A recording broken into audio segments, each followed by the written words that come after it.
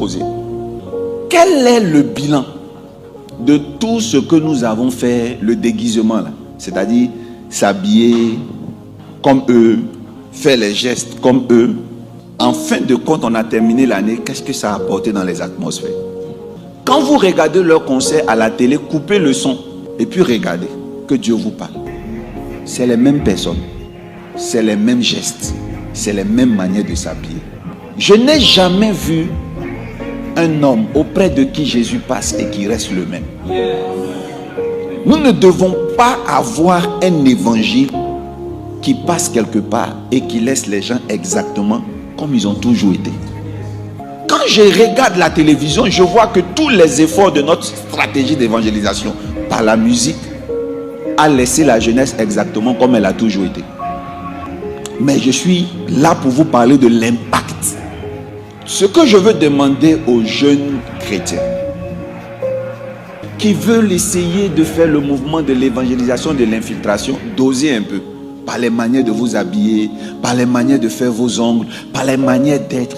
Il n'y a pas de différence. Ce n'est pas parce qu'on parle de rap gospel qu'on doit descendre le pantalon, on voit le caleçon, on fait des gestes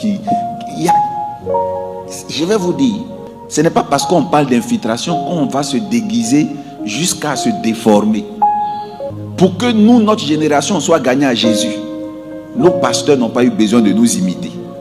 L'église catholique a conquis toute l'Afrique. Ils n'ont pas eu besoin de se déguiser.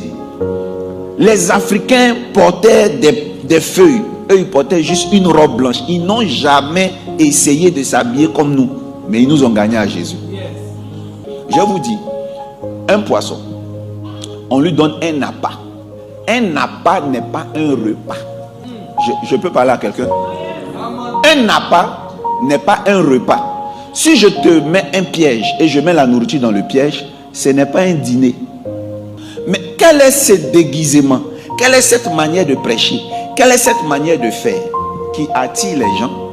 Ils viennent manger, mais ils vivent exactement comme ils ont toujours vécu. Ils vivent librement. Pourquoi? Parce qu'on a juste envie que les chaises soient remplies. C'est tout, c'est l'essentiel. On a envie de remplir les stades. On n'a pas le besoin de Jésus de transformer des vies. Les gens doivent être transformés. Je parle à quelqu'un. Quand on te baptise, on doit voir ta transformation. Ce que tu fais doit changer. On dit oui, tu as fait quoi? Tu as changé.